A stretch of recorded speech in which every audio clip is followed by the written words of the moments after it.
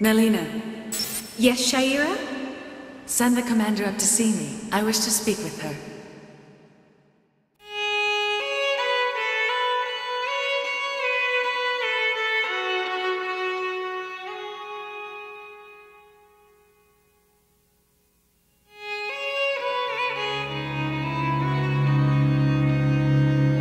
They'd rather believe in this than face the truth.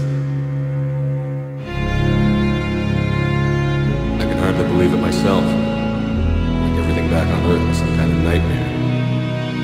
People are whispering about it. They're talking about it, but they don't really believe it. They'll come around. They've got to. We don't have a choice. Of course you do. And somewhere deep in the fabric of reality,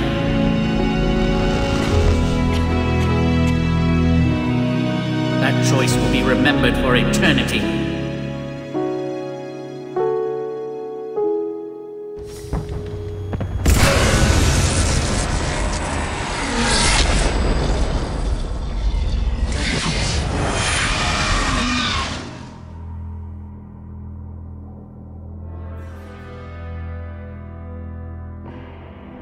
Huh.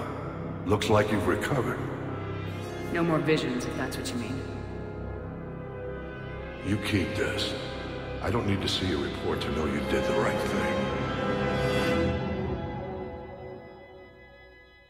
Yes, sir.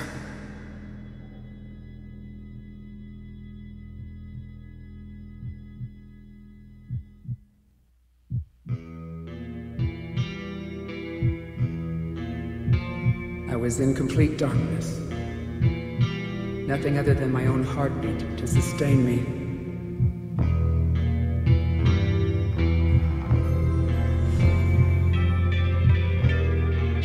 Welcome to Episode 4 of Choose Wisely, a thematic exposition of the events that take place throughout the Mass Effect game series by BioWare. Events that some see as straightforward, while others see as symbolic. But what if these conclusions have been made in a vacuum? What if we are missing crucial context? Only you can really answer that question. That's the point of free will. Your time is at an end. You must decide.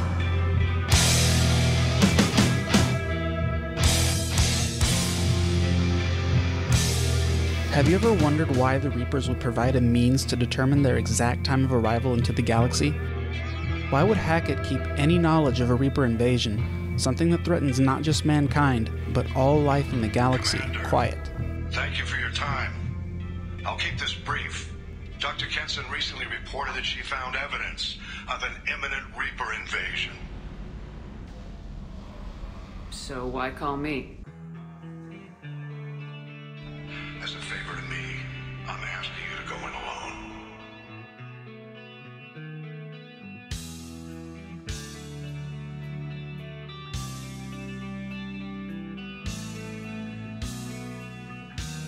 I have a hell of a squad with me. I'm sure they'd help out. Kenson is my friend. Go in with discretion, or don't go at all. We want Shepard alive. Got out. Did you? I mean, how would you know? You could only think you're in the real world. It's all just an illusion. And why would the Reapers keep Shepard alive for 2 days on the Bahak asteroid, yet make no visible changes or alterations to their physiology to further strengthen their hold on the commander? Shepard could, and should, have been stuffed full of nanites or other Reaper tech by this point, shouldn't they? All you had to do was stay asleep. Many of us would recognize that last sequence as the game over video you see during arrival if the timer on the asteroid runs out.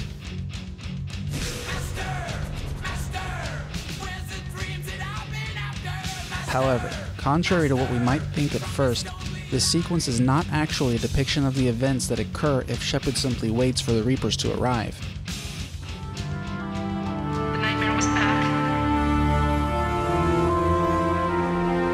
The one with the enormous starship crawling through the Citadel and all my friends turning to dust. This sequence is a dream. Why would Shepard suddenly have a dream simply by choosing not to exit to the exterior of the asteroid?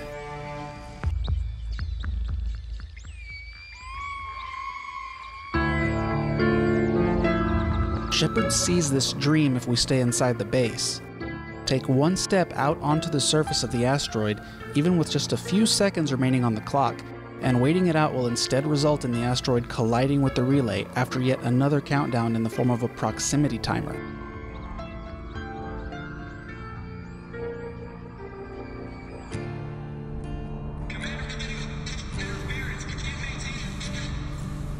The ominous arrival timer is rendered pointless here, even if the Reapers were supposedly due in just a few seconds. Additionally, the proximity meter that registers the distance to the relay does not appear until Shepard is outside, meaning the asteroid was apparently never headed to the relay while Shepard was inside the base. Tell me the reasons why. The switch seems to be Shepard making the choice to leave. Still I don't understand. This scenario is quite literally impossible, but there it is. So why are these dangers mutually exclusive?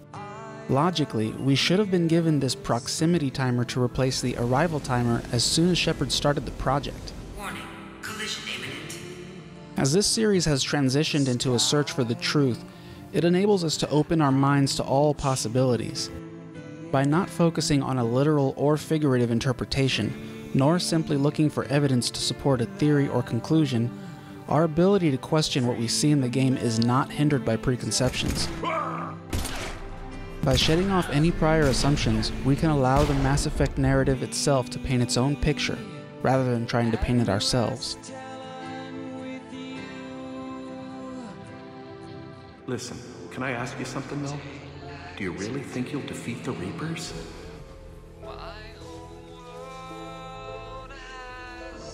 Based on what we've covered so far, it seems like the story itself is trying to get a message out to the player. A big-ass Reaper invasion. These people have no idea. Some might say lines of dialogue are being taken out of context. Wake up. Others would say inconsistencies and incongruities are merely oversights or retcons. This is crazy. It's all bullshit. But what if we step completely into the narrative? What if we start to look at this as a design or a pattern? What if we remember that this story involves not one, but two super sentient and evolved races that possess the ability to influence or control the minds of organics? What if we are willing to fully immerse ourselves in the narrative and refuse to write anything off as game mechanics or oversights? I was in complete darkness. Until now, we've been looking at this from an outside perspective, with a buffer or filter that allows us to overlook or forgive things on principle. So how do we shift from that to being fully immersed in the Mass Effect narrative?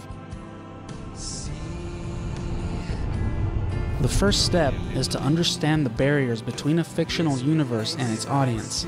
Without understanding these barriers, they can seem like an impassable layer of darkness that prevents us from getting close to our favorite characters and the world they live in. We need to understand those barriers to have any chance of breaching through them. If we are unable to breach this veil of darkness, we will be forced to step back outside the narrative and ultimately make no progress towards discovering the truth. So the first question we should ask ourselves is, What year do you think this is? what if we've been living in the dark for years because we're too quick to remind ourselves that this powerful narrative is being delivered to us in the form of a video game? If dark was a feeling, that's exactly what I felt. Yeah, okay. Listen, another question. Do you really think you'll defeat the Reapers?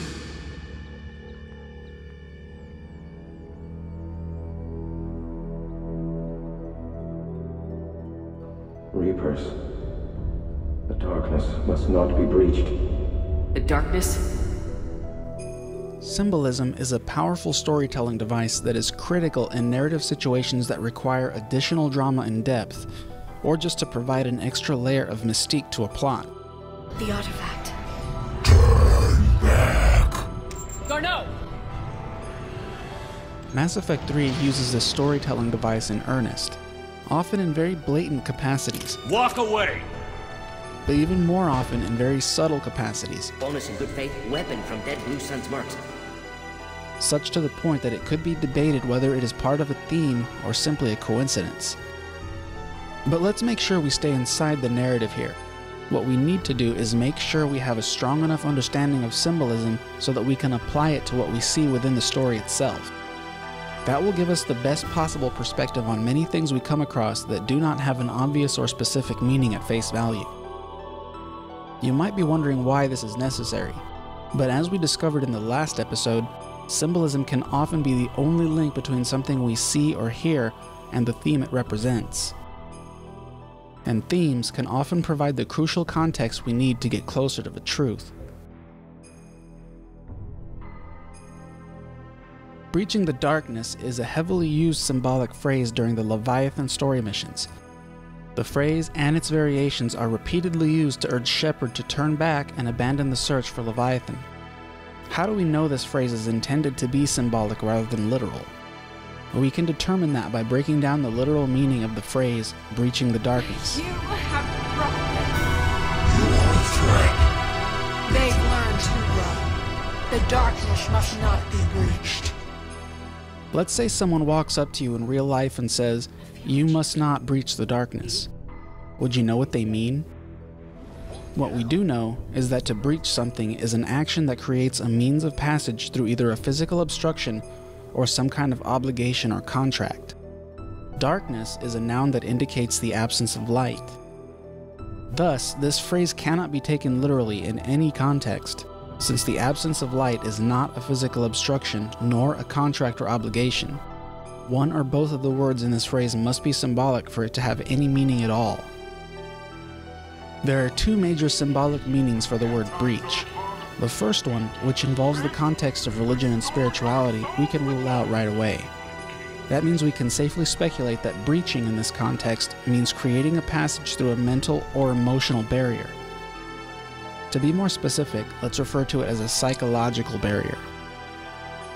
With that in mind, let's think about how that could apply to the word darkness. Since darkness is literally the absence of light and our action is symbolic, we can safely conclude that our target is symbolic as well. So what does darkness symbolize here? To figure that out, let's take a look at the steps we take between when we are warned against breaching the darkness and when we are told that we have breached the darkness. No! You shouldn't be here. The darkness can't be breached. If you are looking for Garneau, you have found him. I am Dr. Garneau. The darkness must not be breached. You bring only death. Leave this place. The darkness can't be breached.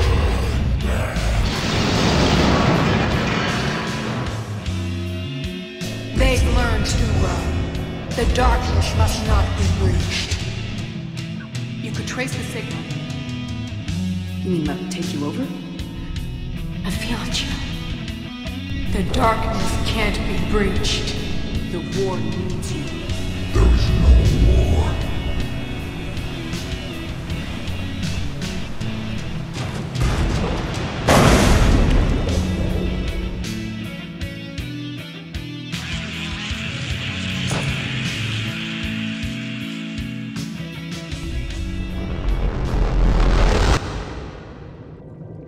This is not your domain. You have breached the darkness.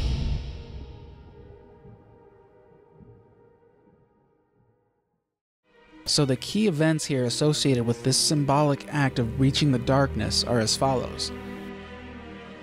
Interrogating Hadley and finding Garneau's location. Finding the fake Garneau and proceeding down into the mine to discover the real Garneau and another orb. Finding Anne and yet another orb. Tracing Leviathan through an orb with the help of Anne. Reaching the planet where Leviathan is hiding. Powering up the ship and prepping the mech for the dive, and the dive itself. All of these things are specific to Shepard's goal of reaching Leviathan. So given these possibilities, and based on our breakdown of the phrase breaching the darkness, it would expand to something like creating a means of passage through a psychological block or barrier standing between Shepard and Leviathan.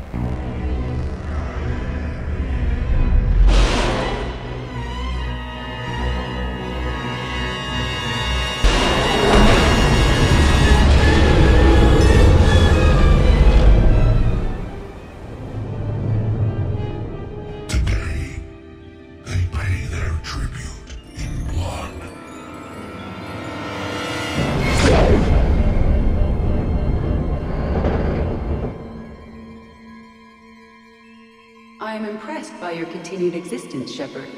The probability of surviving as long as you have is low.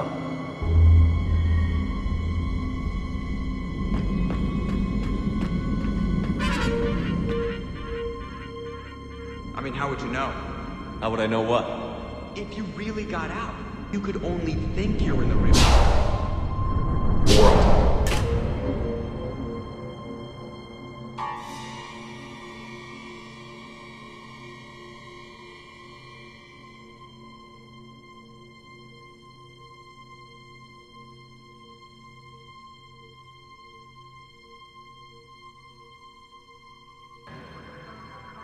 It's not like you learned the Reapers were coming and didn't tell me.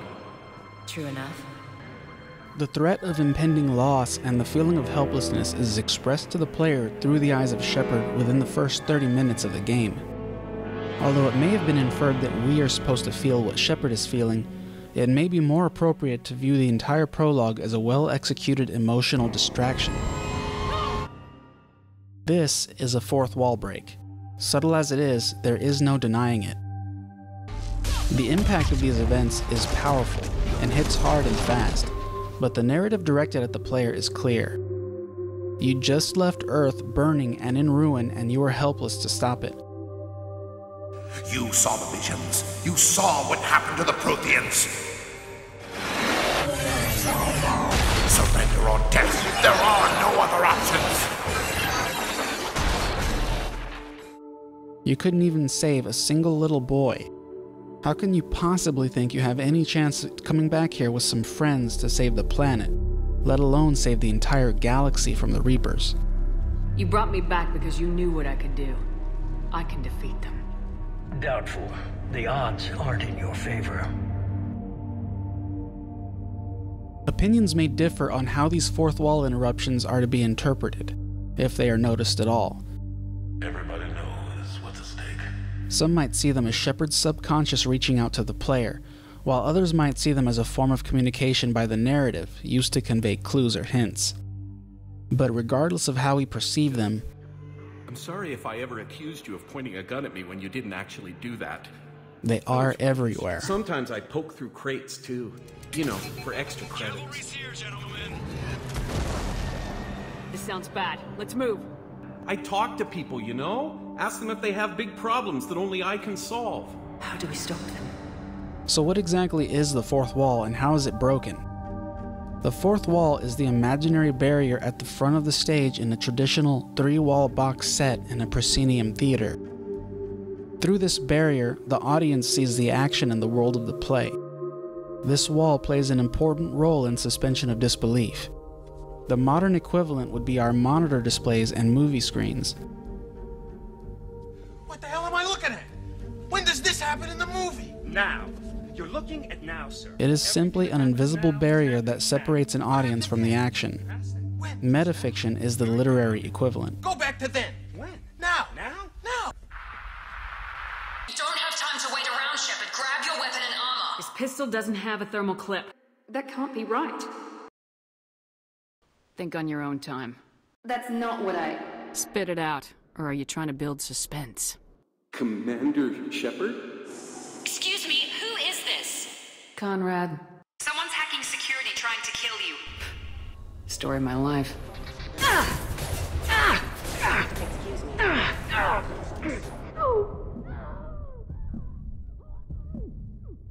Look for a thermal clip for your pistol.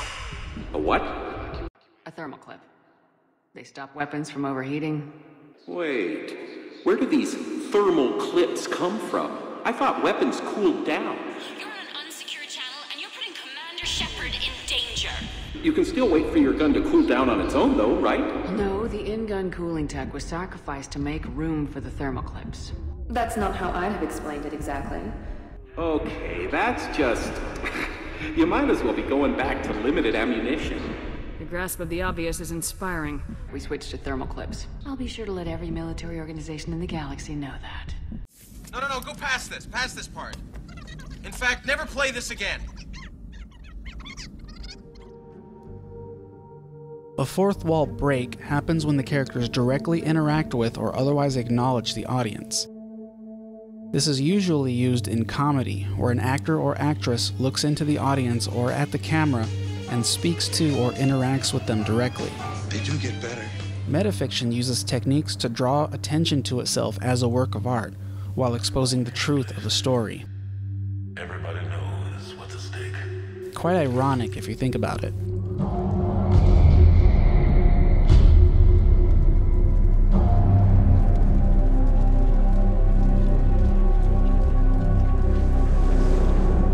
Well, this isn't comedy, and that wasn't funny. This time, stay dead. Because of the nature of Mass Effect and its interactive story, this isolation between audience and story is already compromised. But only to the point where we act as a guide for an avatar and see predetermined results of our interaction later on in the story. What the hell is that? It is an illusion of control of an outcome. Direct interaction is still supposed to be limited to our avatar. It should not involve us as the player directly. Sorry. I like to ask all the questions I can think of, and sometimes I forget which ones I've asked already. I should go. In Mass Effect 3, the player-character relationship changes in a significant way. We are, on many occasions, directly interacted with by NPCs or are faced with situations that test the boundaries of suspension of disbelief and challenge our immersion. In some instances, for those that picked up on it, the results can be quite chilling. The Reapers exist. They'll come around. They've got to. Mother, you came. As soon as I was able. So let's take a closer look at the prologue to see if we can detect subtle instances of the player being acknowledged by the game narrative, or the work of art reminding the player that they are interacting with a video game.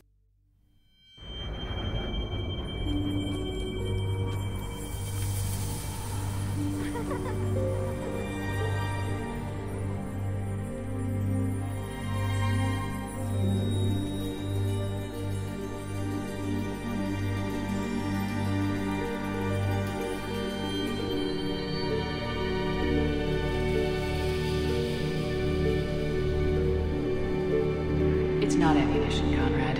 Grab some ammo. I'm out of ammo. We'll take these things out the old-fashioned way. Watch it.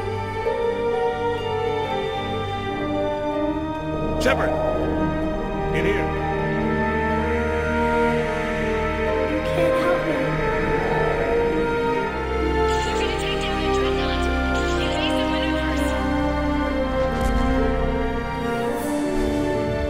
Taking heavy fire.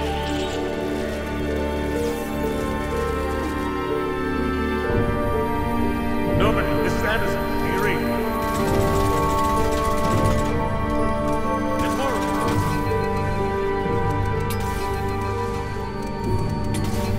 Cavalry's here, gentlemen.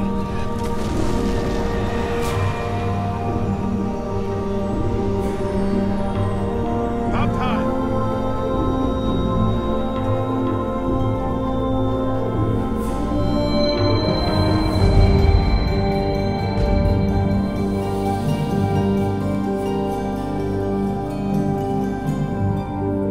Good luck.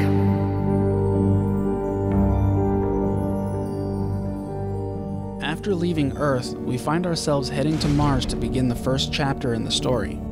Almost immediately after touching down on the Red Planet, Shepard is verbally accosted regarding their ties with Cerberus by Ashley or Caden.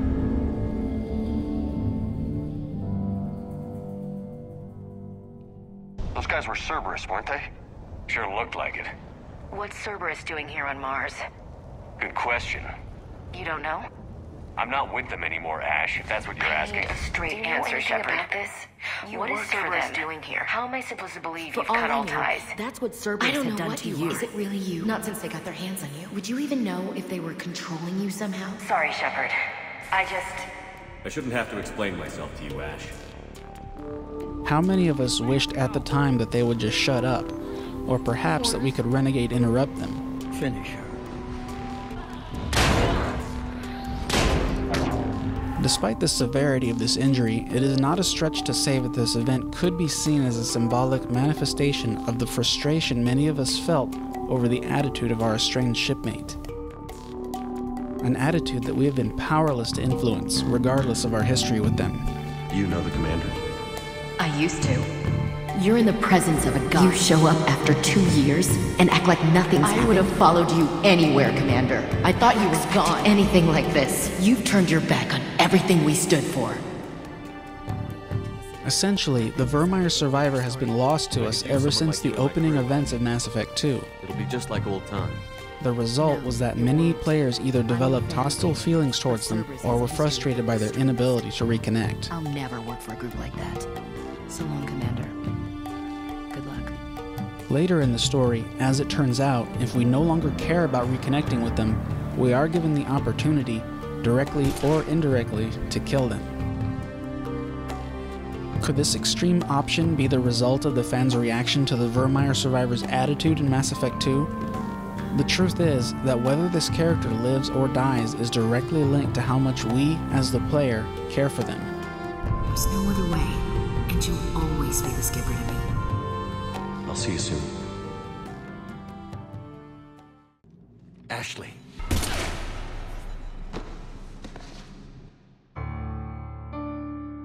Before we move on, we should point out another oddity regarding the Virmire survivor's fate on the Citadel. Don't let the feminine appearance of Ashley's outfit fool you. This is the same gear that she wears into combat situations, despite the fact that it looks more like a jumpsuit with a chest zipper and miniskirt. It is a suit of combat armor. If Kaidan is present in this scene, he too is wearing the same gear he wears into combat. There is no chance that this gear would not be equipped with kinetic barriers capable of shrugging off a single bullet with amusing ease. My shields took the hit. No damage done. Our suits have kinetic barriers. It's been an honor. Getting back to the opening chapter of the game, we enter what is supposed to be the dig site of a Prothean archive on Mars, the source of all human advancement in the past 30 years. A site containing a small cache of Prothean data that led to the discovery of the mass relay here in Sol. However, we come upon a huge facility and discover the archive suddenly has data troves that will take decades to research. Why did it take 30 years to find this new cache of data? Among these recent discoveries so happens to be blueprints for a Prothean weapon of mass destruction. Hallelujah. Some answers, finally. This seems not only convenient, but also somewhat familiar. We don't know what information was stored in that beacon. Lost Prothean technology, blueprints for some ancient weapon of mass destruction, whatever it was. Suddenly, these plans from this convenient discovery are in danger of being stolen by a former ally, Cerberus.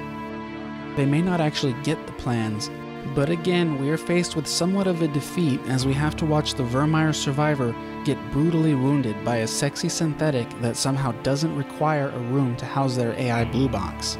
Step away from the console.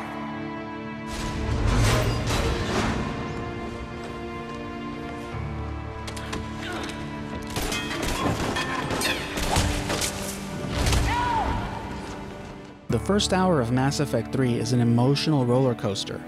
The feeling of possible defeat hanging in the air, the loss of the boy, and pretty much Earth, the close call on Mars, all done to off-balance the player and divert attention away from the cracks in the veil of our perception, to have us blindly accept things that are counter to the established lore, to overlook problems for the sake of dramatic effect, like the fact that the Reapers don't leave a molten crater wherever they land.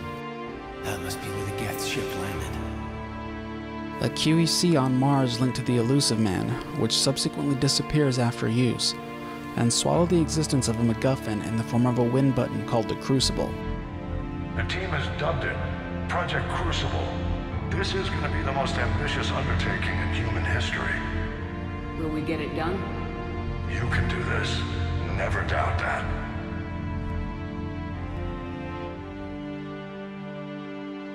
The looks into the camera are blatant instances where the barrier between the audience and the actors is breached. However, they are not the only form of such breaches, just the most obvious. They are also not unique to Mass Effect 3. It is worthwhile to pay attention to what the characters are saying during our eye contact with them. In some cases, it can seem as though they are daring the player to believe what they were just told. You were gone, and we all did what we had to do after that. Even if we decided to hand-wave the fourth wall breaks, if we resist the urge to jump outside the narrative, we can find other clues present throughout the series, hidden within the visual, dialogue, and game mechanics. Although metafiction is normally used in literature to point out the devices of fiction, video games, and especially RPGs, are more complex. The capacity for subtlety, hiding things in plain sight, is quite vast. Of course, these clues, more often than not seen as bad writing or negligence of the lore, are in some cases perfectly executed metafiction. There seems to be an escalation in the use of fourth wall breaks and metafiction in Mass Effect 3. Those of a more subtle nature are not limited to the core game either. The downloadable content, especially Omega, are full of them, and seem intent on expressing or communicating something very specific to the player. You are within a work of fiction. You might want to double down on that idea. So let's talk about Omega for a moment. On the surface, this side story appears to be a straightforward affair that was anticipated by the players, and has no real bearing on the progression of the plot. But if we look closer, this apparently inconsequential side narrative may contain many things that point to exactly what we're looking for, the truth. Wake up! This downloadable content would have us believe that we are accompanying Aria on a mission to take back Omega. However, it seems more like a diminutive version of the Crucible test that we just went through in the main story, Find allies. just without a win button at the end. It seems that we don't need one here, as a critical mission failure appears to be an unlikely possibility. You are the lawless of the galaxy.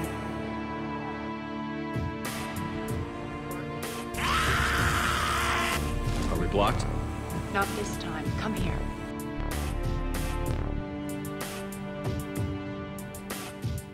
Throughout the station assault, we can either support Aria's mentality and emotions, or encourage her to rethink her attitude to be more in line with our Shepard. This results in a reaction that ranges from affection to fear.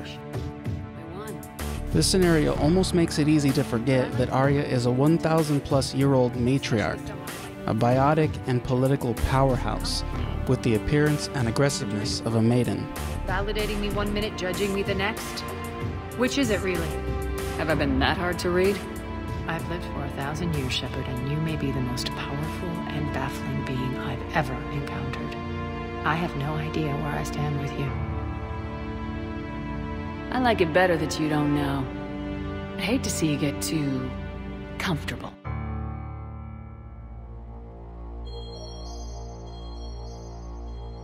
Aside from the odd interactions between Shepard and Aria, we come across many other oddities, and in some cases, impossibilities. Among these are a multitude of airlocks. The presence of airlocks indicates a potential for a vacuum to be on one side or the other. We are on a space station after all. Well, most of these doors we go through to get to D-Deck are airlocks. Remember that hall we had to repressurize? Was the breach created by this pod sealed? The next area is at the outside perimeter of the station. After disabling Omega's external defenses, we head to a commercial loading dock with a security station. This security station is equipped with a bioscanner and a decon scanner similar to the one at Huerta Memorial Hospital, and, if you recall, on the Normandy SR-1. After going outside, Aria makes a point of bringing up the Omega skyline. Did you look up? This area is clearly exposed to space. This is not the only instance of exposure to vacuum, but it is the first and most obvious. Here's an airlock with some crates by it. Incidentally, crates like these used to hold heavy weapon thermal clips. Yeah, that doesn't seem to make much sense when you put it into words. So this is an airlock to roof access. Beyond this door, we come across a non-secured commercial cargo port that also happens to be exposed to space. Apparently, the vacuum of space is not as problematic as one would think, as there is breathable air, sound, and gravity here.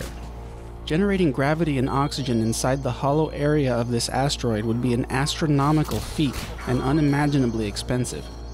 And there are never any visible barriers between Shepard and the stars beyond. Only the ominous orange glow from Omega's lighting. While we're on the subject of breathing, here's something else that most likely went unnoticed by most players. Keep in mind, Omega is a completely mined-out asteroid. We're arriving at one of the ESO processing plants. It's been powered down, so we'll have to pry open the door. I'll get it. Access to the mine should be on the far side. And the reactor is beyond that?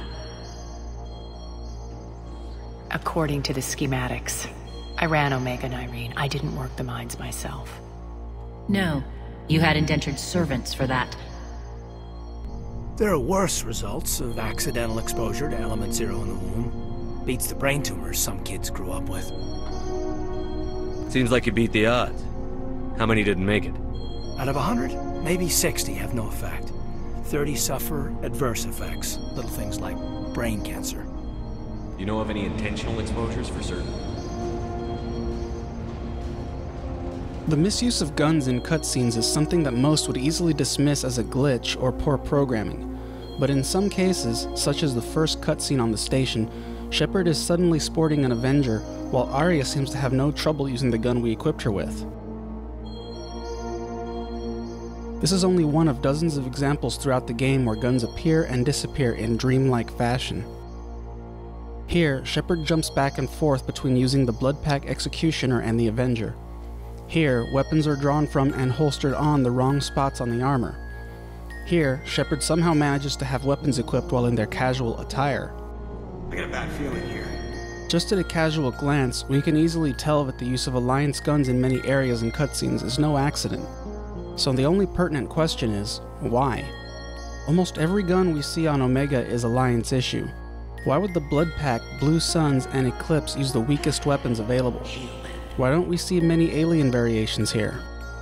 Even the Turians seem to prefer the Avenger. The Citadel DLC makes it clear that the Lancer, circa Mass Effect 1, was a far better gun, even though the Turians saw it as primitive and inferior. Primitive. Your kind expects to win a war with this. The M8 Avenger is a similar thermal clip version of the Lancer, and seems to be the backbone of the galaxy's ground forces. However, it isn't actually standard Alliance issue. The main supplier of weapons and armor to the Alliance makes an Avenger, but it is a sniper rifle. The M8 Avenger assault rifle is actually made by Elkos Combine, well known as a manufacturer of second-rate products. You have so much to learn. Despite all these issues, Omega still seems to be inconsequential and irrelevant to the main story. It's not like Arya is vital to the success of the Reaper War, right? We don't even have to talk to her once in order to defeat the Reapers and achieve the best outcomes for the galaxy. Wait a minute. Failed to protect Arya and Irene? How is that possibly a critical mission failure? If this were a part of the Reaper War, Arya and/or Nyrene's death would be entirely inconsequential. Though certainly unfortunate, it should indeed be a legitimate route or point of divergence for them to get killed while trying to retake Omega, in the same manner as Kaylee Sanders, Jack, and the students at John Grissom Academy. How is it even possible to critically fail the main plot of the game by doing an optional side mission? When has that ever happened before? Oh yeah, Arrival. But that was for a far different reason. Certainly not for something as trite as an NPC's death. Rex dies, not a critical mission failure. Vermeer survivor dies, not a critical mission failure. Miranda, Samara, even Liara during the run to the beam with low EMS. In fact, most of the other important characters could already be dead by the time we decide to help Arya.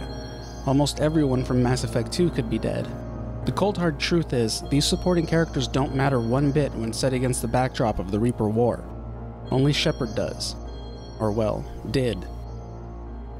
A character other than Shepard dying should never trigger a critical mission failure for any reason.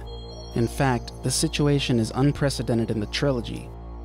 With Kaylee Sanders, you don't even have to show up after acquiring the mission from Traynor, so she may as well not even exist. Same goes for the students. You only see consequences from this inaction through a data pad recording in a med lab and a normal phantom with Jack's catchphrase by the Proto-Reaper on Kronos, if Jack even survived the events of Mass Effect 2. And again, Arya is far from critical. You don't have to talk to her the entire game.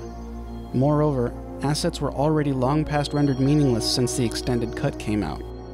The collective assets you get from Arya's side missions and Omega don't even amount to more than a few promotions in multiplayer. The whole point of Mass Effect 3 is to be gathering the necessary assets to achieve an acceptable victory against the Reapers, right? But I'll be taking over now.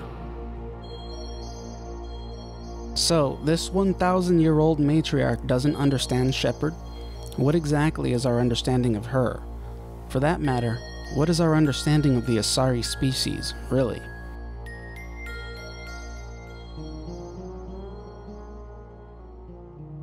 If I join my consciousness to yours, maybe we can make some sense of it. Relax, Commander. Embrace eternity. Beyond the Codex and what we learned from Liara in Mass Effect 1, we actually have very little credible info on Asari origins. They are proposed to be the most advanced and powerful sapient species in the galaxy, from technology to political influence to biotics. These enigmatic creatures also have the ability to enter the minds of others. This allows them to acquire thoughts, memories, and even DNA. But the full scope and purpose of this ability is unknown. It is implied on a few occasions throughout the series that the Asari also have the ability to alter the perceptions of other races. They look just like Solarians. Look at the head humans in Asari. Asari look just like You don't think they're like mind controlling us to see them as attractive, do you? Sha'ira is the first major Asari character we come across. According to the Citadel rumor mill, she is a powerful and influential Asari that specializes in mental and emotional therapy, while occasionally indulging the more physical urges. If we decide to cooperate with and assist Sha'ira with the personal issue, she provides some insight into Shepard's future. Resolve this problem with Septimus and Zeltan, and she reveals a prophetic observation. I offer a gift of words. Shepard is destined to become something important, something far greater than they are. You are, but it is not who you will become. And even after Mass Effect 3, we still have yet to discover what that means. Remember these words when doubt descends, Commander. Here, Commander. The second gift Sha'ira gives Shepard is perhaps one of the most important of the series. It is not the information that resides on the device that matters, but rather its origins. Going to Elitania and accessing this information only scratches the surface of this side mystery. To get real answers, we need to ask the right questions. To summarize, humanity was being observed, studied, it is assumed, by the Protheans. This connection seems rather obvious given the Prothean archives discovered on Mars. We already have an answer, or so we believe. At the end of this story, conveyed entirely by text, we are instructed by the narrative to forget all about it, that our Shepard believes it is a mystery that will likely go unsolved. This is rather uncharacteristic in itself. Don't we usually choose how our Shepard reacts to things? In any case, Mass Effect 3 leads us to believe that the discovery of a secondary data cache ties up that mystery, that the Protheans were attempting to chart human neurological development. There may be some truth to this, despite the nature of Mass Effect 3. So what are the right questions? Let's start with the Cro-Magnon man who was subject to observation. This trinket was inside his head. If you paid attention to the text narrative on Elitania, you already know that he was not just observed, he was taken. If he was taken, it stands to reason that many more humans may have been as well. Test subjects, perhaps. So where were they taken, and why? The next question, how did an Asari get a hold of a data recorder that was implanted into the skull of a human some 48,000 years ago?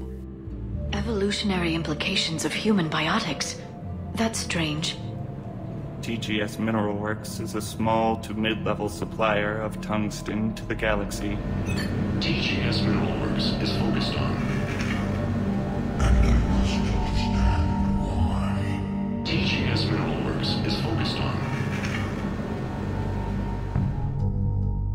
Aware that we have to be skeptical of the information we garner from Mass Effect 3, Javik's info on Thessia regarding the origins of the Asari may not be that far from the truth. Picture a branch evolution of the Cro-Magnon species, modified over time to withstand the hazardous effects of an ezo-rich planet, capable of surviving extinction cycles even if only a single member of the species survived. Further to that, have them beautiful, available, and capable of close relationships with any sapient species, topped off with the ability to gather intel from anyone, virtually without force. The Asari may not be the product of Prothean engineering. They may instead be the children and tools of Leviathan.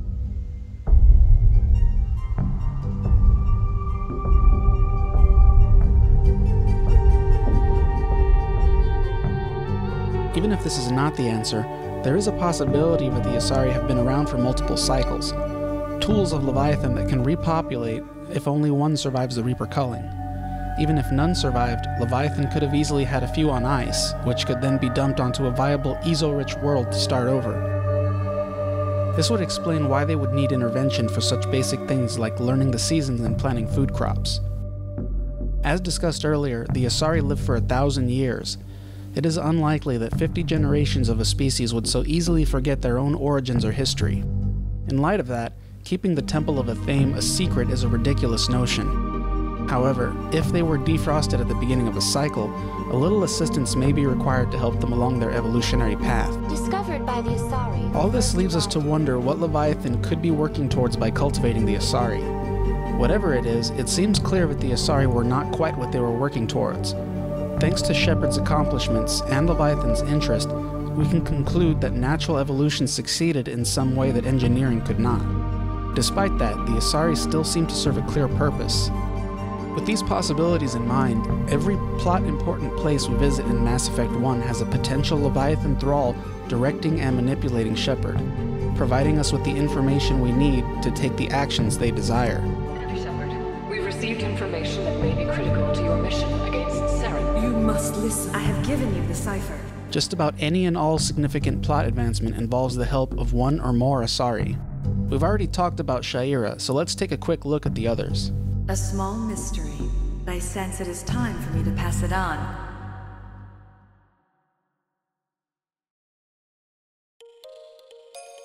Benezia, an agent sent to infiltrate Sovereign. Benezia could easily be seen as an organic data recorder, acting as the eyes and ears of Leviathan, and providing misdirection for Sovereign. The concept of a lost relay, which can then only be found through another likely Leviathan experiment, is dubious at best. There is a high chance that the intent of this entire scenario is to throw Sovereign off Leviathan's trail. If that is the case, what would happen to Shepard and crew, and us, if we were to also find ourselves misdirected? Shiala, a translator, a buffer or filter giving Shepard purportedly vital information, vaguely described as a cipher. She perhaps also takes a thorough reading of Shepard's mind, the purpose of which should be quite clear at this stage. Since we know there is something compelling and threatening about Shepard, we should have a pretty good idea why she reacts the way she does after their connection. These are some of the most intense expressions we ever see in the trilogy. Shiala claims to have given Saren the cipher as well, but considering the source, this is undoubtedly misdirection as well. And the supposed source of this cipher seems to be a creature along the same evolutionary path as the Leviathans once were. Liara, a convenient windfall of knowledge and abilities, whose motives and goals may not be as straightforward as she claims. If there was to be a Leviathan spy or sleeper agent on the Normandy, she is the most likely suspect. But instead of taking initiative, she instead finds herself compelled to follow her mark, much like Benezia followed hers. I suppose you were right. Finally, we are given our most important destination by the Council, based on incredibly vague and weak information. Whatever they were trying to tell us, we know it was important. There is one more helpful Asari, one we've mentioned several times for other reasons. However, she does not fall into the same category as the others. She may seem like another inconsequential character, as she only acts as the doorman to the next room, one that contains another fully operational beacon. However, she seems to have an inordinate amount of information on Saren, Sovereign, and indoctrination. Given this wealth of valuable knowledge, why wouldn't Shepard take her into custody and present her to the Council? Why are the only options here to let her go or kill her? Finally, only wild speculation can be made as to how she escapes from the nuclear blast. If you recall, we came across Ganto Imnes earlier in the mission. He was the Solarian STG lieutenant in the prison block under the labs. If we chose to release him, he would have had a lot more time to get away, or even rejoin his STG companions. But we never hear of his fate via email or Kirihei. A good officer's worth a lot more than your respect. And there is an even more important issue here. How is it that there is a beacon here at all, let alone one that is fully operational?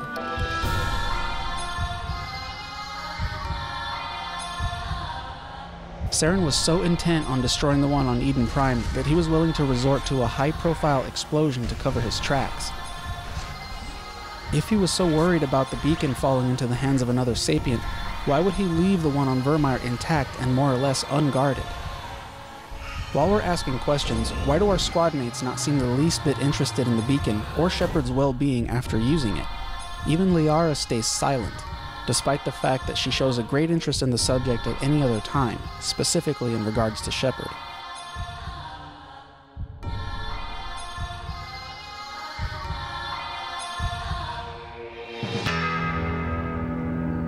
You don't seem worried about those Reapers. You know something I don't?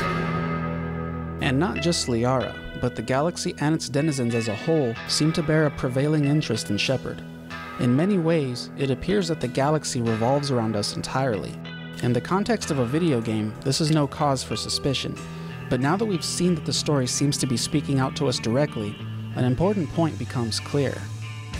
The narrative is beckoning, attempting to draw us further inside, to become part of the Mass Effect universe itself. We can be certain, there truly is no barrier between the player and the story. So if the Mass Effect universe is trying to figure Shepard out, what does that mean for us? What do these events and their choices really mean? Are they literal? Strictly part of the story? If not, what are they? Then what are you? Something more. Welcome to where time stands still. No one leaves and no one will. Rule is full, never seems to change. Just labeled mentally deranged. Dream the same thing every night. I see our freedom in my sight. No locked doors, no windows barred, no things to make my brain seem scarred. Sleep, my friend, and you will see the dream is my reality. They keep me locked up in this cage. Can they see it's why my brain says rage? Sanitarium, just leave me alone. Sanitarium, fear of living on. It's getting restless now. Mutiny in the air. Got some death to do. Mirror stands back hard. Feel such a friendly word. Seems the only way for reaching out again. Though I've heard plenty of theories, but everyone agrees galactic civilization wouldn't exist without them. And without their mass relays, interstellar travel would be impossible. You're right. That doesn't sound possible.